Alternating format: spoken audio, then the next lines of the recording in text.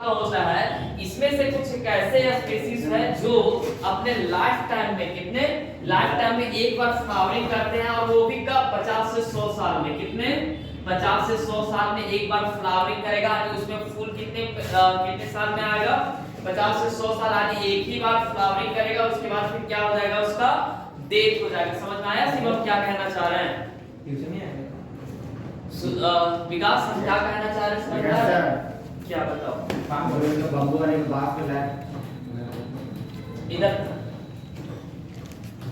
Bamboo जो है, bamboo का जो स्पीसीज है, नॉर्मल जो हम लोग के घर तरफ अभी जो रहता है लगा हुआ, उसका लाइफ स्पेन कितना है, 15 ईयर। कितने 15 ईयर्स। लेकिन बम्बू के कुछ ऐसे भी प्रजाति हैं जिसका लाइफ स्पेन 100 से 150 साल तक चला जाता है। कितना 100 से 150 साल। बहुत सारे टाइप के उसके स्पीसीज है, बहुत सारे टाइप के उसके वैरायटीज है बम्बू के, जिसका लाइफ स्पेन कितना चला जाता है, 100 से 150 साल। कितना 100 से 150 साल, ठीक है। और ये 100 से 150 साल में अपने लाइफ में सिर्फ और सिर्फ एक ही बार फ्लावरिंग करते हैं। कितने बार? एक बार। जबकि आप मैंगो का प्लांट देखोगे, किसका प्लांट शिवम? मैंगो का प्लांट कब कब फ्लावरिंग करता है बताओ? हर साल में एक बार, और इसी के टाइम में भी फ्लावरिंग मंजर लगा हुआ है ना। लेकिन ये जो बम्बू का स्पीसीज होता है, वो लाइफ टाइम में जिंदगी भर में सिर्फ एक ही बार फ्लावरिंग करता है। कितने बार? एक बार। और वो भी कब 50 से 100 साल के आसपास में। कितने 50 से 100 साल के आसपास में एक ही बार फ्लावरिंग करता है। और जब वो फ्लावरिंग कर लेगा, फ्लावर के बाद उसमें थोड़ा थोड़ा फ्रूट टाइप का कुछ आएगा, और फिर उसके बाद इसका क्या हो जाएगा, डेथ हो जाएगा। क्या हो जाएगा? क्या प्लांट में डेथ हो जाएगा। हाँ, पूरा प्लांट का ही डेथ हो जाएगा। जैसे कि मान लेते कि एक हमको प्लांट तो हो, ओए उधर वाला तो, जैसे हाँ मान लेते कि हम नॉर्मल जो है सो लाइफ स्पेन बम्बू का कितना है, जो हम लोग के गांव में लगा हुआ है रोड के किनारे, उसका कितना है, 15 साल। लेकिन मान लेते हैं कि ये जो बम्बू का स्पीसीज है, इसका लाइफ स्पेन कितना है, 150 साल। कितना साल? 150 साल। तो 150 साल इसका जो लाइफ स्पेन है, 100 से 150 साल के बीच में ये जिंदा रहेगा। और इसमें से क्या करेगा कि एक ही बार इसमें फ्लावर आएगा। कितने बार? एक बार। यानी पूरे लाइफ टाइम में इसके पास कितने बार फ्लावरिंग आएगा? एक बार में। और जब इसमें फ्लावरिंग आएगा, फ्लावरिंग के बाद इसमें फ्रूटिंग होगा, और वो फ्रूटिंग के बाद फिर क्या हो जाएगा, इसका डेथ हो जाएगा। क्या हो जाएगा? डेथ हो जाएगा, ठीक है। ये भी हम लोग आगे देखेंगे। तो इससे पहले हम लोग क्या देख चुके थे, पूरा सेक्सुअल रिप्रोडक्शन। कौन सा देखे थे? ये सेक्सुअल रिप्रोडक्शन। अब हम लोग क्या देखेंगे, सेक्सुअल रिप्रोडक्शन। कौन सा? Sexual reproduction. Sexual reproduction actually में है क्या? हाँ, सेक्सुअल रिप्रोडक्शन को ये सेक्सुअल रिप्रोडक्शन से क्यों अलग किया गया, क्या कारण है? जहां पे हम लोग ये सेक्सुअल रिप्रोडक्शन में ये पढ़े थे, ये सेक्सुअल में क्या पढ़े थे कि involvement of the single parents. कितने पेरेंट्स का? सिंगल पेरेंट्स का इन्वॉल्वमेंट होता है, और वही पेरेंट्स से जो है सो उसका रिप्रोडक्टिव पार्ट जो पार्टिसिपेट नहीं करता है। ये सेक्सुअल रिप्रोडक्शन में हम लोग यह देख रहे थे। जबकि सेक्सुअल रिप्रोडक्शन में क्या होता है कि सेक्सुअल रिप्रोडक्शन में दो लोग पार्टिसिपेट करते हैं। मेनली जो सो दो गैमेट का पार्टिसिपेशन होता है। कितने गैमेट का? दो गैमेट का। वो जो दो गैमेट बनते हैं, वो हो सके तो किसी एक ही प्लांट से निकल के आ जाए। जैसे इससे एक गैमेट निकला और एक गैमेट इससे निकला, ठीक है। दोनों गैमेट मिलके आपस में फ्यूज करेंगे, या फिर हो सके तो ये भी हो सकता है कि इसी से दोनों गैमेट निकले और वही दोनों गैमेट फ्यूज करें। ये समझ में आया? प्लांट में सेक्सुअल रिप्रोडक्शन होता है सर? हाँ, प्लांट में भी सेक्सुअल रिप्रोडक्शन होता है। एग्जांपल पूरा मेंडल पढ़ लिया, टी प्लांट में पढ़ा था ना, क्रॉस करवाता है मेंडल। ये तो पढ़ा। हाँ, दो तो सेक्सुअल रिप्रोडक्शन ही है, ठीक है। तो अभी दोस्तों सेक्सुअल रिप्रोडक्शन के बारे में हम लोग इसका डेफिनेशन क्या बताता है कि sexual reproduction means a type of reproduction in which gamete fusion of the gamete. किसका? Fusion of the gamete. Gamete का इसमें क्या होगा? फ्यूजन होगा। उसके बाद फिर फ्यूजन होने के बाद क्या हो जाएगा? फर्टिलाइजेशन हो जाएगा। क्या हो जाएगा? फर्टिलाइजेशन। तो हम लोग आगे देखेंगे फ्यूजन कैसे होगा और फर्टिलाइजेशन कैसे होगा। तो हम लोग स्टार्ट करते हैं सेक्सुअल रिप्रोडक्शन को पढ़ने के लिए इसके डेफिनेशन के साथ। उससे पहले हम लोग एक चीज और जान लेंगे कि जो लाइफ स्पेन होता है, क्या होता है? लाइफ स्पेन यानी पूरा जो आयु है उसको 3 भाग में बांटा गया है। कितने भाग में विकास? 3 भाग में। कितने भाग में सूरज? 3 भाग में। लाइफ स्पेन को कितने भाग में बांटा गया है? 3 भाग में। वो 3 भाग कौन कौन सा या 3 पार्ट्स कौन कौन से, उसको हम लोग देखते हैं। पहले हम लोग बात कर लेते हैं लाइफ स्पेन, इसके बारे में। लाइफ स्पेन, अब ये जो लाइफ स्पेन है, मान के चलो कि किसी भी आदमी का ये लाइफ स्पेन है। क्या है? Life span. ये कितना साल जिएगा? यहाँ पे इसका बर्थ हुआ है, यहाँ पे क्या हुआ? इसका बर्थ हुआ और ये इसका नेचुरली डेथ हो रहा है। गौरव, लाइफ स्पेन का डेफिनेशन बोलो। What is life span? Sir life span naturally sir birth से लेकर नेचुरली। ये जो लाइफ स्पेन है इसको टोटल 3 भाग में बांटा गया। कितने भाग में? 3 भाग में। एक हो गया किशोरावस्था, जिसे हम लोग कहते हैं वेजिटेटिव फेज प्लांट में, या फिर जुबलाइन फेज एनिमल्स में। जुबलाइन फेज किसमें कहेंगे? एनिमल्स में। और वेजिटेटिव फेज किसमें कहेंगे? प्लांट्स में। यानी लाइफ स्पेन को टोटल 3 भाग में बांटा गया है।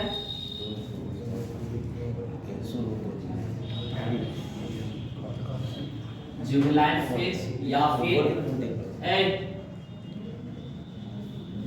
Vegetative phase. उसके बाद आता है रिप्रोडक्टिव फेज। कौन सा फेज? Reproductive phase. उसके बाद कौन सा फेज आ जाता है? बुढ़ापा।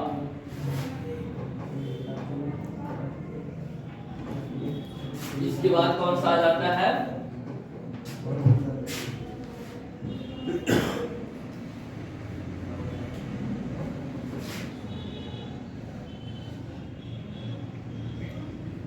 सारे वो बोले हम बोलो। The period from birth to naturally death. इसको क्या कहते हैं? को लाइफ स्पेन। और रिप्रोडक्शन का डेफिनेशन बोलो सूरज। रिप्रोडक्शन का डेफिनेशन तुम बताओ। प्रमोद, किसका? रिप्रोडक्शन का बता रहे। हाँ बोलो बोलो।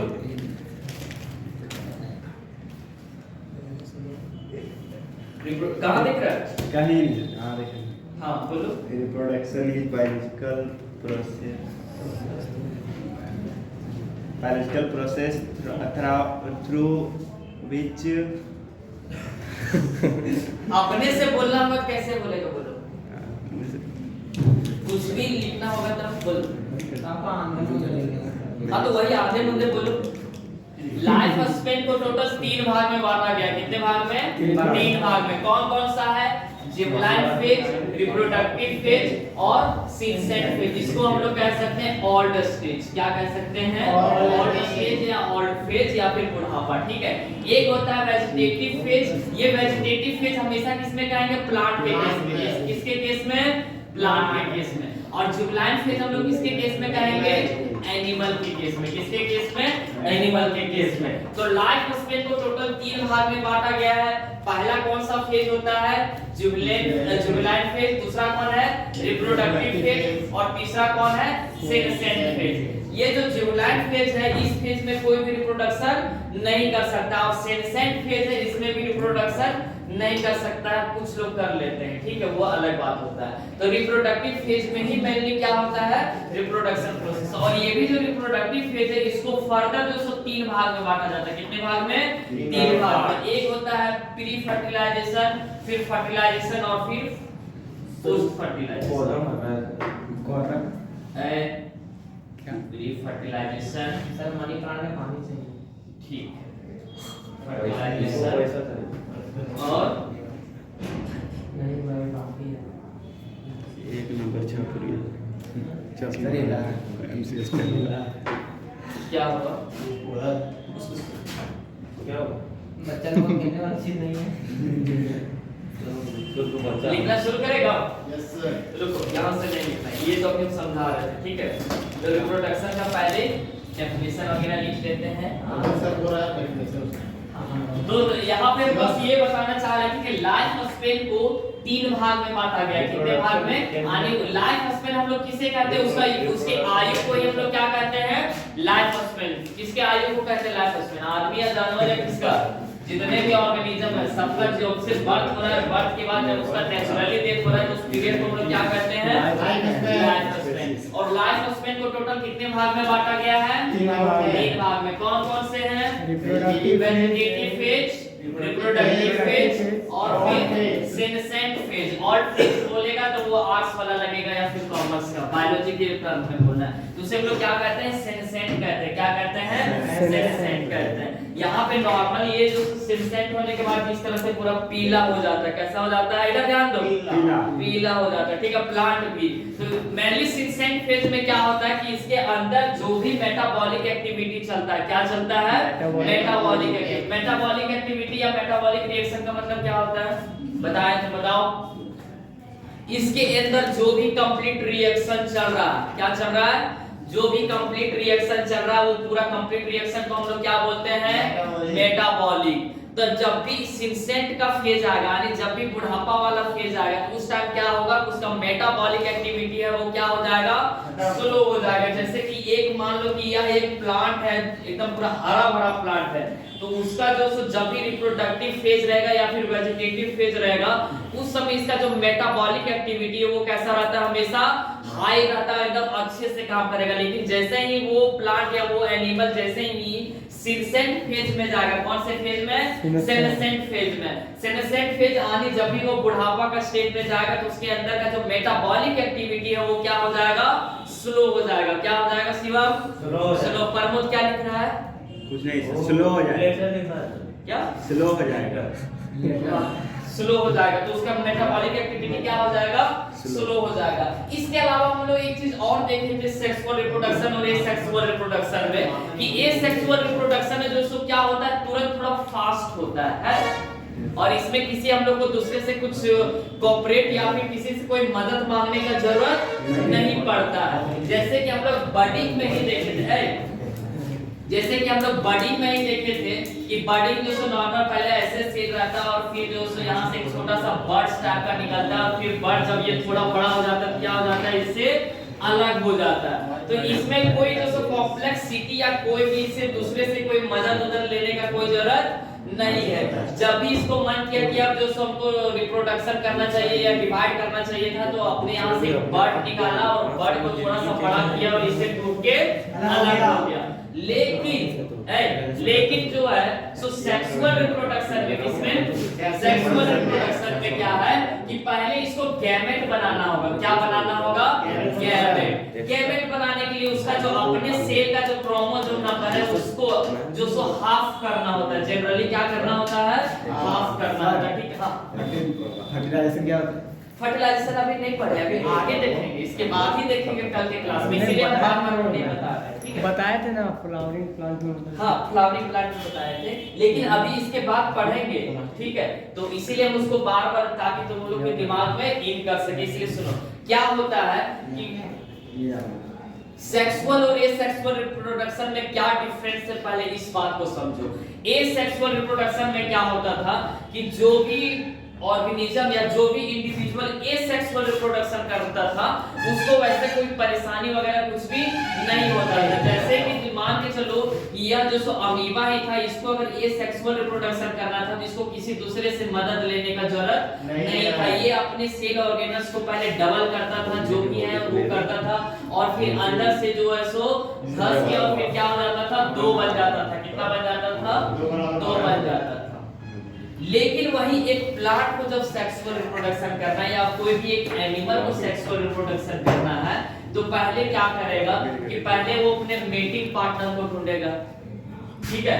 उसके बाद फिर क्या कर उसके अंदर जो है सो गैमेट का फॉर्मेशन होगा उसके शरीर में। किसका फॉर्मेशन होगा? गैमेट का।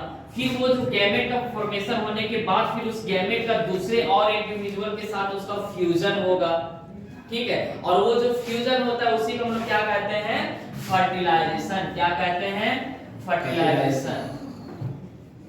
इधर ध्यान, जैसे कि मान लेते कि यह कोई एक ऑर्गेनिज्म है, यह एक आदमी है और एक आदमी ये है, ठीक है।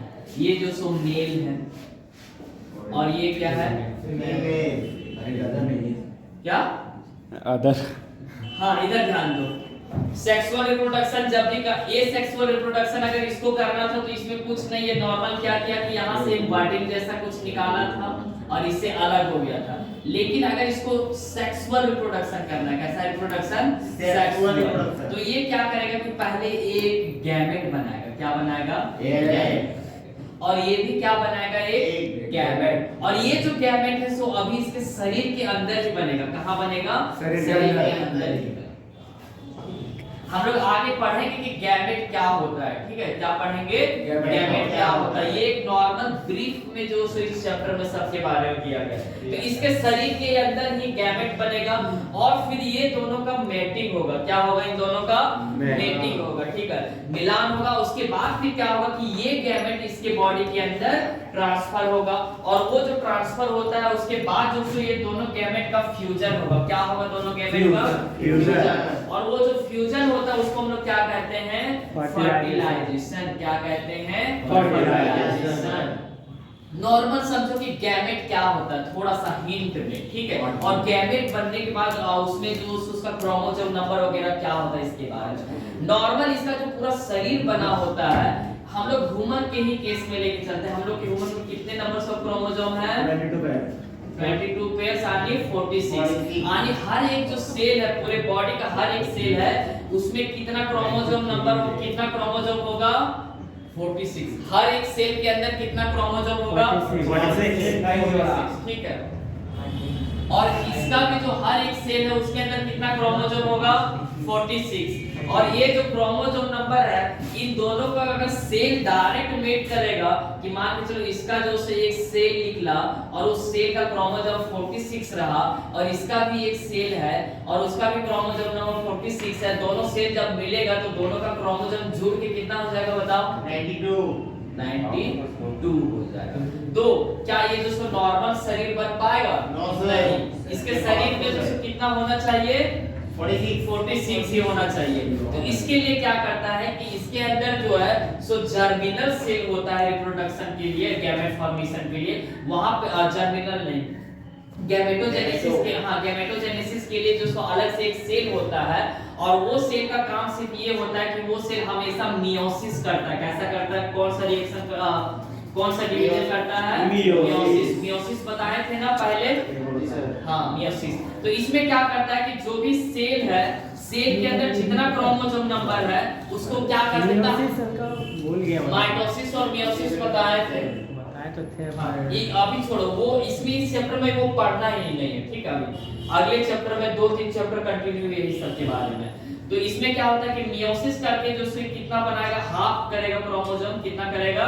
हाफ। यानी इसके अंदर जो गैमेट बनेगा उसका क्रोमोसोम नंबर कितना, उसमें कितना क्रोमोसोम रहेगा? 23। इसमें भी जो सो गैमेट बनेगा उसमें क्रोमोसोम कितना रहेगा? 23। कितना रहेगा? 23। और फिर जब इन दोनों का मेटिंग होगा, क्या होगा? इन दोनों का जब मेटिंग होगा और मेटिंग होने के बाद फिर क्या होता है कि इसका गैमेट जो है सो इसके अंदर तो गैमेट ऑलरेडी रहता है 23 वाला, और ये अपना गैमेट जब इसके अंदर देता है तो दोनों आपस में फ्यूज करके कितने गैमेट्स, दोनों का क्रोमोसोम नंबर कितना हो जाता है? फिर 46। फिर ये 46 का फिर एक नया बॉडी बन जाएगा। हाँ सर, जो टायर से कम हो गया तो नहीं कम हो गया फिर उसका नहीं, फिर वो डिजीज बन के निकलता अकर नहीं है। बीमार वाला बच्चा निकलता है। अभी सर हाइपर नहीं, वो 92 अमर नहीं बरोबर एग्जाम होता है 90 हाँ सर, बढ़ जाएगा। लेकिन छपरी बन आगे जो क्रोमोसोम नंबर होता है पढ़ाएंगे फिर समझ आएगा। इधर ध्यान दो, क्या बोलते हैं उसको? सुपरमैन, सुपर फीमेल, ये सब जी बोला जाए तो।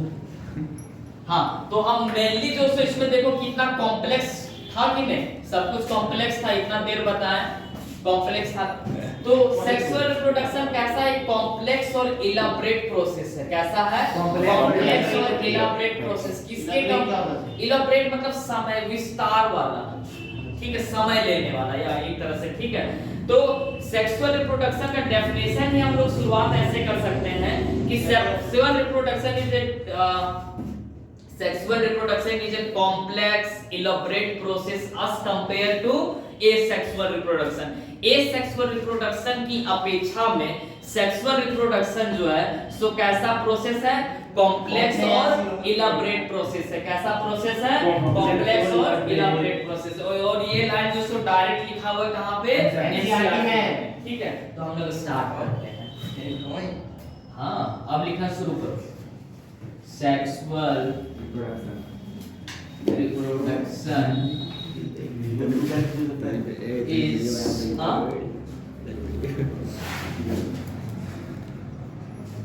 इसमें ये बोलते हैं sexual reproduction is the reproduction individual two times. हाँ, इंडिविजुअल ऑफ टू।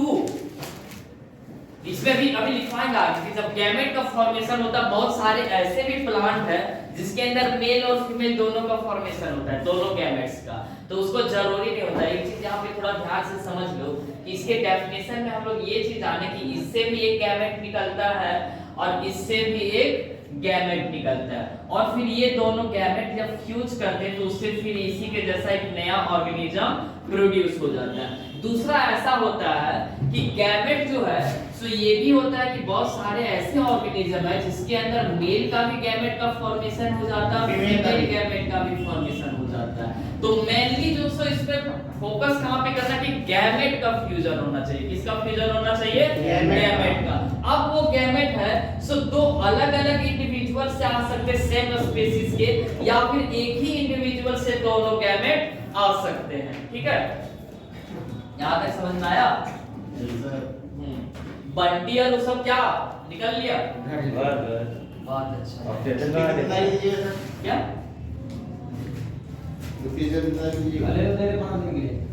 कल पढ़ा के देंगे। ये लिखा है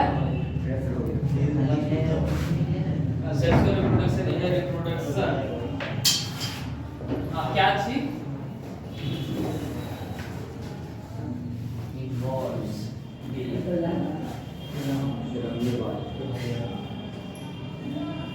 तो सबसे पहले हम लोग क्या लिखेंगे कि सेक्सुअल रिप्रोडक्शन में क्या होना जरूरी है? गैमेट का फॉर्मेशन होना जरूरी है। That involve the formation of the gamete. क्या होना जरूरी है? गैमेट का फॉर्मेशन होना जरूरी है। इसको अंडरलाइन करेगा, अभी नहीं, मेन कॉपी में जब लिखाएंगे तब, ठीक है। बोर्ड के एग्जाम इसको अंडरलाइन करेगा ताकि देखो तुम सीधा क्या डिफरेंस है कि उसमें फॉर्मेशन क्या किसका होना जरूरी है? गैमेट का। क्या एसेक्सुअल रिप्रोडक्शन में गैमेट का फॉर्मेशन होता है? नहीं, लेकिन सेक्सुअल रिप्रोडक्शन में किसका फॉर्मेशन होता है? गैमेट का, ठीक है। अब ये जो गैमेट है, gamete can be form, gamete can be form, gamete जो सो किससे फॉर्म हो सकता है? बाय द सेम इंडिविजुअल और बाय द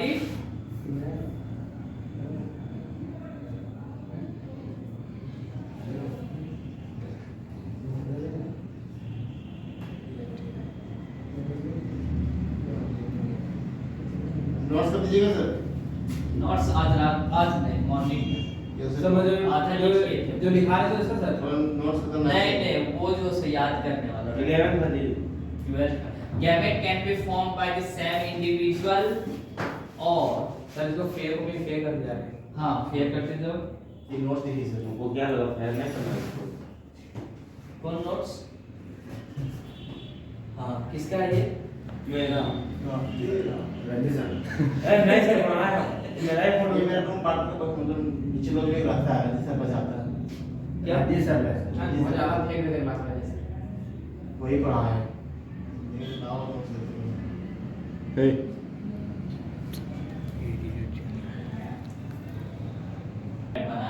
और फिर बहुत सारे केस में क्या होता है कि कोई भी जो सो इंडिविजुअल ऐसे होते हैं जिसके पास मेल और फीमेल गैमेट दोनों बनाने का कैपेसिटी रखता है। तो ये अपना जो सो पहले मेल बना दिया और फिर फीमेल बनाया और फिर दोनों को आपस में क्या करवा दिया, क्रॉस करवा के फर्टिलाइजेशन करवा दिया।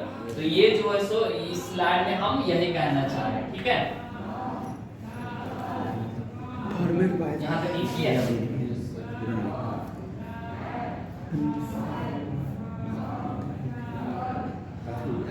सेक्सुअल रिप्रोडक्शन में जब हम लोग पढ़े थे तो उसमें क्लोन नाम का एक चीज बताए थे। क्लोन क्या होता है? Morphologically and genetically similar individual is known as clone. इसमें जो सो एग्जैक्ट और कंप्लीटली जो सो सिमिलर नहीं बनता है। क्यों कंप्लीटली सिमिलर नहीं बनता है? क्योंकि जब गैमेट का जब फ्यूजन होता है, फर्टिलाइजेशन होता है, ये तुम लोग के दिमाग में नहीं जाएगा अभी थोड़ा, ठीक है। अभी नहीं पढ़े हो इसलिए इसको बताना भी सही नहीं रहेगा। बस इतना समझो कि ये जो मेल है और ये जो फीमेल है, दोनों के बॉडी से जब गैमेट्स बन के आता है, गैमेट एक्चुअली क्या है? गैमेट एक सेल है। क्या है? सेल है। और ये जो सेल आता है दोनों का, और दोनों का सेल आपस में मिलके क्या हो जाता है? फ्यूज हो जाता है। क्या होता है? मिलके फ्यूज। और फ्यूज होने के बाद कुछ जो इसका कैरेक्टर इसके अंदर आ जाता है, कुछ कैरेक्टर इसका आ जाता है। इधर ध्यान दो प्रमोद, ये जो है सो गैमेट एक एक्चुअली गैमेट का मतलब समझो कि एक सेल होता है। क्या होता है गैमेट का मतलब? सेल। ये जो सो मेल है और ये एक फीमेल है, ये भी एक सेल निकाला जो अपना क्रोमोसोम नंबर हाफ करके एक ऐसा सेल निकाला जिसके अंदर क्या है कि क्रोमोसोम नंबर हाफ हो चुका है। और ये जो फीमेल है वो भी एक ऐसा सेल को बनाया जिसका जो क्रोमोसोम नंबर क्या हो गया है? हाफ हो गया। अब लेकिन दोनों का क्रोमोसोम, दोनों सेल आपस में मिलकर फ्यूज हो गए और दोनों का जो क्रोमोसोम नंबर है वो भी क्या हुआ? आपस में फ्यूज हो गया। तो मान के चलो कि इसके पास 46 था, तो वो जो सेल बनाया उसमें क्रोमोसोम कितना बनाया? वो 23। इसके पास भी 46 था, तो ये जो क्रोमोसोम बनाया वो कितना बनाया? 23 वाला। फिर दोनों सेल जब फ्यूज किया तो दोनों के पास क्रोमोसोम कितना हो गया? 46 हो गया, ठीक है। तब हम क्या बता रहे थे? क्रोमोसोम का टाइप पेयर होता है सर? हाँ, 23 पेयर होता है, ठीक। इधर तो इसमें ये बता रहे हैं, इधर देखो, ये जो सेल नया वाला ये जो सेल बना है इसको हम लोग कहते हैं ये जायगोट। क्या कहते हैं इसको? जायगोट, ठीक है। अब ये जो जायगोट है इसके अंदर जायगोट यानी ये वाला जो सेल है इसके पास इसका भी कुछ कैरेक्टर होगा और इसका भी कुछ कैरेक्टर होगा, ठीक है। तो ये क्या कंप्लीटली इसके जैसा है? नहीं। क्या ये कंप्लीटली इसके जैसा है? नहीं है। तो यही यहाँ पे हम लोग आगे लिखना चाहेंगे कि सेक्सुअल रिप्रोडक्शन में जो भी इंडिविजुअल या जो भी ऑफस्प्रिंग का फॉर्मेशन होता है वो कंप्लीटली इसके आइडेंटिकल नहीं होता है। किसके? अपने पेरेंट के। कंप्लीटली आइडेंटिकल नहीं होता है, ठीक है। लेकिन हाँ वो आइडेंटिकल होता है, तभी तो बोला जाता है कि उसका डीएनए उसके मम्मी पापा से मैच करता है, ठीक है। तो यहाँ पे हम ये नहीं लिखेंगे कि नॉट कंप्लीटली नहीं, नॉट मतलब थोड़ा सा मैच होता है लेकिन कंप्लीटली मैच नहीं होता है।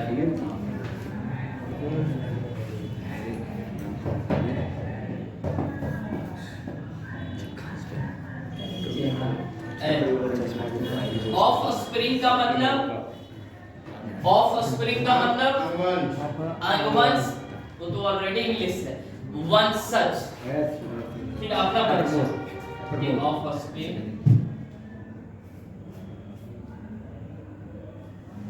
the offspring produced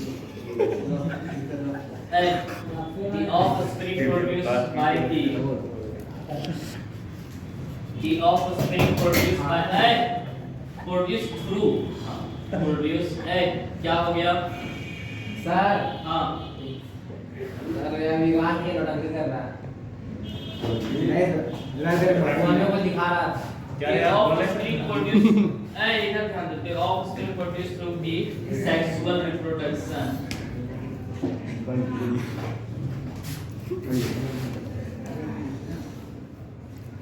गौरव बोला को दिखाने से दिखाने। क्या ये कंप्लीटली इसके एग्जैक्ट रहेगा? No sir.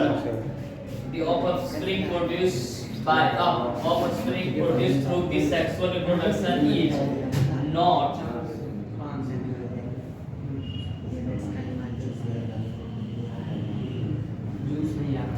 क्या हो गया?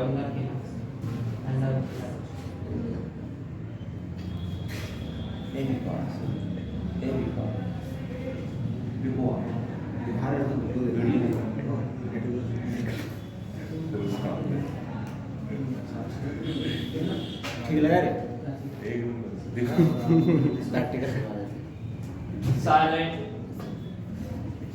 हम बहुत खाली कर यार क्या से बहुत बता दिया मतलब बोलते हैं मतलब इधर लेना चाहिए छोटे बोले उसमें ही तो बताइए सेक्सुअल रिप्रोडक्शन क्या एक इजी प्रोसेस या complex process? Complex process. Complex. क्या ये तुरंत हो जाता है या इसके लिए टाइम लगता टाइम लगता है? है। पहले तो उस बेचारे को जो सो अपने वेजिटेटिव या फिर जेवलाइन फेज से कहां जाना होगा? Reproductive phase. कहां जाना होगा? रिप्रोडक्टिव। फिर रिप्रोडक्टिव फेज में भी क्या करना होता है? पहले उसके शरीर में अपने शरीर में meiosis reaction meiosis cell division करवा के मियोसिस एक्चुअली रिडक्शन डिवीजन है। कैसा डिवीजन है? रिडक्शन। रिडक्शन मतलब कम होना। तो एक्चुअली पहले उसको अपना रिडक्शन डिवीजन कराना होगा अपने शरीर में, ठीक है? उसमें भी टाइम लगेगा और फिर वो जो रिएक्शन रिडक्शन डिवीजन यानी मियोसिस करवाने के बाद फिर क्या करना होगा उसको बताओ? गैमेट ऐसे थोड़ी कहीं पे बाहर निकाल, पहले अपना मेटिंग पार्टनर ढूंढना होगा, ठीक है? उसके बाद फिर जो सो वहां पे फर्टिलाइजेशन प्रोसेस होगा। तो ये सब जो फर्टिलाइजेशन होने के बाद फिर क्या है? फर्टिलाइजेशन होने के बाद फिर जायगोट बनेगा। फिर जायगोट जो है सो डिवाइड करके 4 सेल 8 सेल 16 सेल इस तरह बना के फिर उसे कंप्लीटली 9 महीना लग जाता है, किसी में 4 महीना लगता है, किसी में 11 महीना लगता है। हाँ, वो अलग अलग एनिमल्स का बता रहे हैं, ठीक है?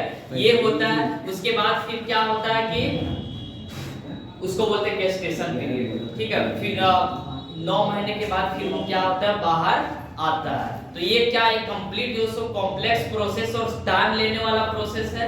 Yes sir. हाँ, तो इसको भी हम लोग लिख लेते हैं।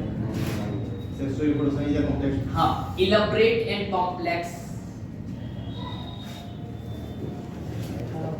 इधर बिठवा दे क्या? यस सर चलो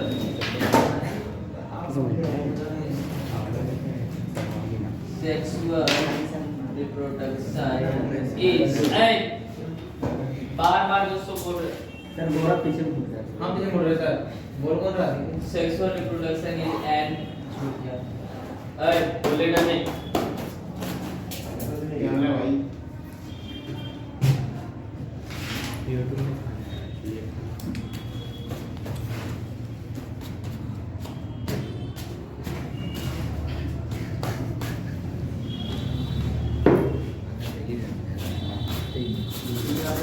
सर कोई सब बोला sexual reproduction is an complex क्या?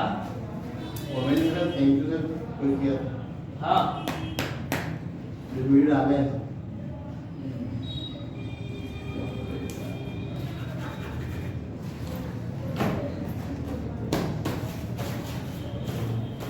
क्या तुम बार बार साफ कर रहे हो देर से as compared to the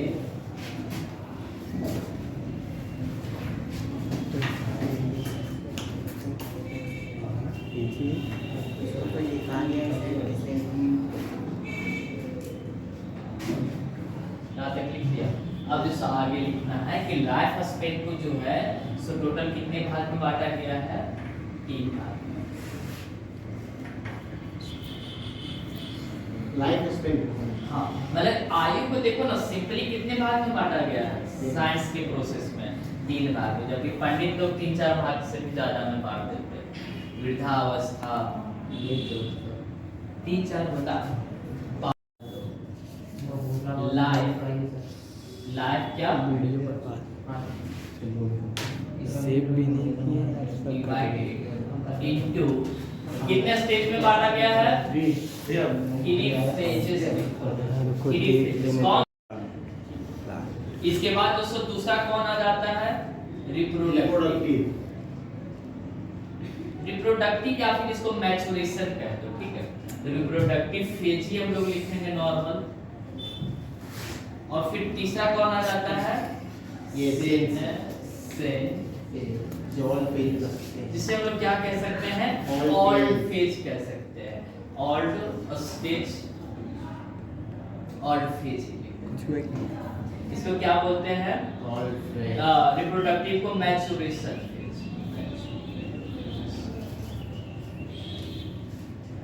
और इसको क्या बोल देते हैं? यंग स्टेज बोल देते हैं। कौन सा? Young phase. YOUNG अंग फेज।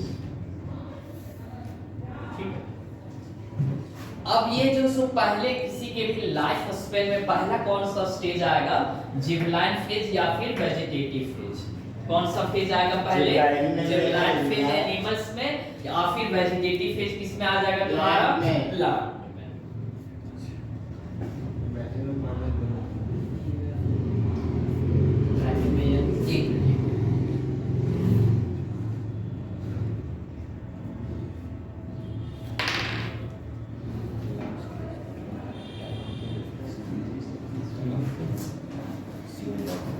इन दोनों के बीच में जो है पहले जो जब भी कोई प्लांट या एनिमल जब बच्चा रहता है तो उसका बिहेवियर अलग रहता है, ठीक है। फिर जैसे इसके अंदर मैचुरेशन आ जाता है तो उसका बिहेवियर अलग हो जाता है, उसका हाव भाव चेंज हो जाता है, ठीक है। तो एनिमल के केस में हम लोग को कैसे पता चलता है कि कोई भी एनिमल जो सो जुवेनाइल से रिप्रोडक्टिव फेज में आया तो उसके अंदर क्या होता है, बिहेवियर का चेंजेस होता है। क्या होता है, बिहेवियर का चेंजेस होता है। वहीं पे जो है सो प्लांट के केस में क्या होगा कि कोई भी प्लांट अभी छोटा खानी यंग स्टेज में था, कैसा स्टेज में था, अंग स्टेज में आने वेजिटेटिव फेज में था, और वेजिटेटिव फेज से जब वो रिप्रोडक्टिव फेज में आएगा तो इसको हम लोग आसानी से पता कर सकते हैं। और आसानी से पता करने का कारण तरीका क्या है कि उसके अंदर क्या हो जाएगा, उसके अंदर फ्लावर आना शुरू हो जाएगा। क्या आना शुरू हो जाएगा, फ्लावर। जैसे कि एक आम का ही पेड़ देखो, आम का पेड़ तुम अभी लगा दिया, तुम ये सोच के रखा कि वो आम का पेड़ कितने साल जिएगा, 50 साल हुआ, हाँ 50 साल के आसपास वो जीने वाला है। कितने साल तक जीने वाला है प्रमोद, 50 साल तक, ठीक है। 50 साल में शुरू में जब तुम उसको जो सो लगाया तो शुरू के 4 साल वो क्या किया कि उसके अंदर जो सो कोई भी फ्लावरिंग वगैरह नहीं आया, तो यानी कोई भी मंजर नहीं आया। तो तब तक का जो उसका लाइफ फेज है वो कौन सा फेज है, वेजिटेटिव फेज। कौन सा फेज है, वेजिटेटिव फेज। जैसे उसमें फ्लावर आना यानी मंजर आना शुरू हो गया तो वो फिर कौन सा फेज में चला जाएगा, रिप्रोडक्टिव फेज। फिर ये रिप्रोडक्टिव फेज में वो कम से कम 25 साल या 30 साल या 35 साल रहेगा, और फिर 35 साल रहने के बाद फिर वो किसमें चला जाएगा, सेनेसेंट फेज में। किसमें, सेनेसेंट फेज में। यानी हम एक मैंगो के ही लाइफ से लेते हैं कि मान के चलो कि मैंगो का लाइफ स्पेन कितना है, 50 इयर्स। कितना है, 50 इयर्स, ठीक है। 50 इयर्स में क्या किया कि शुरू के वो 5 साल अपने आप को वेजिटेटिव फेज में रखा। कितने साल तक, 5 साल। 5 साल तक वो किस में रखा, वेजिटेटिव। यानी थोड़ा सा बड़ा हो गया, बड़ा हुआ 5 साल तक। उसके बाद फिर वो किस में इंटर कर दिया, रिप्रोडक्टिव फेज में। किस में इंटर किया, रिप्रोडक्टिव। और रिप्रोडक्टिव फेज में फिर वो रहा 40 साल तक। कितने साल तक, 40 साल तक। फिर जो उसके बाद वो कौन से स्टेज में चला गया, सेनेसेंट फेज में। किसमें, सेनेसेंट। यानी फिर उसमें वो बुढ़ापा आ गया। और ये जो तीनों फेजेस है, तीनों फेजेस में जो तीनों ये जो लाइफ स्पेन में जो 3 फेज बन रहा है, ये तीनों फेजेस में जो बदलाव लाने का जो मेन रीजन है वो कौन है, हार्मोन होता है। कौन होता है, हार्मोन होता है। शरीर के अंदर जो मेटाबॉलिक रिएक्शन चल रहा है वो होता है, ठीक है। कि अगर उसका जो सो मेटाबॉलिक रिएक्शन स्लो हो गया तो वो कौन से स्टेज में चला जाता है, सेनेसेंट फेज में। किसमें, सेनेसेंट फेज में। तो ये जो रिप्रोडक्टिव वेजिटेटिव फेज से रिप्रोडक्टिव फेज में लाने के लिए कौन रिस्पांसिबल है, हार्मोन्स। कौन रिस्पांसिबल है, हार्मोन्स। ये लिखा हो गया सर, टाइम हो गया। हिस्ट्री चेक कर रहे हैं। रुको, प्रधानमंत्री वाला से मेरे 2000 का है। पार्टी तो बनता है। सच सलाह के सर अभी जस्ट आया मैसेज। कौन सा सर, ये लगा ऐड करें सर। हाँ